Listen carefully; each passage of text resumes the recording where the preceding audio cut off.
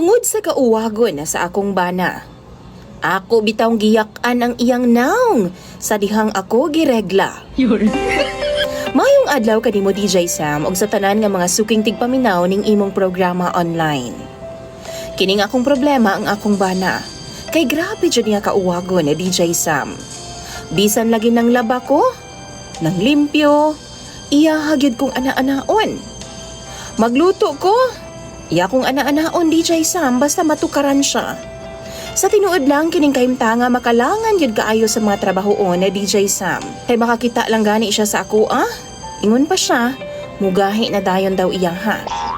Di, jud dali mahuman DJ Sam ang akong trabahoon sabay kay birahan man ko niya pirmi. Ambot ba DJ Sam? Grabe jud niya ka-aggressive. Naipanahon nga nahinano kog tuog DJ Sam na tingala na lang ko nga gihandusan ako niya. Pastila na lang jud. Unsaon naman lang intaw na ako niya nga akong bana nga wa may gipiling oras sa DJ Sam. Ang tinuod ana, ganahan gidaw kaayo siya sa ingon ana nga mga gimbuhaton. Ug tungod sa akong kalagot DJ Sam, usa ka adlaw ni ana, gidugo man ko. Niya anang gabi atul nga mga tulog na unta mi gikamang napud ko niya. Og tuan na pud kupay-kupay na pud sa iyahang kamot sa akong lawas. Ang akong gibuhat DJ Sam, gidali-dali na akong hulbot ang akong napkin aron nga dili siya makahibaw nga gidugo ko. Ug sa dihang musakay na unta siya nako, ako siyang giingnan nga ako'y drive. Kay palamian ako siyang taman. Perti niyang lipaya DJ Sam. Laliman kag ako na.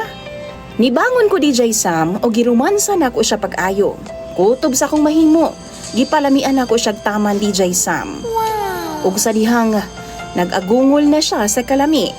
Kalit na ako siyang giyak-an o ginuno na ako pag-ayo sa iyahang naong ang akong bilahan. Pastilan lagi. Dali-dali in taon siya bangon DJ Sam kay murag lain man daw.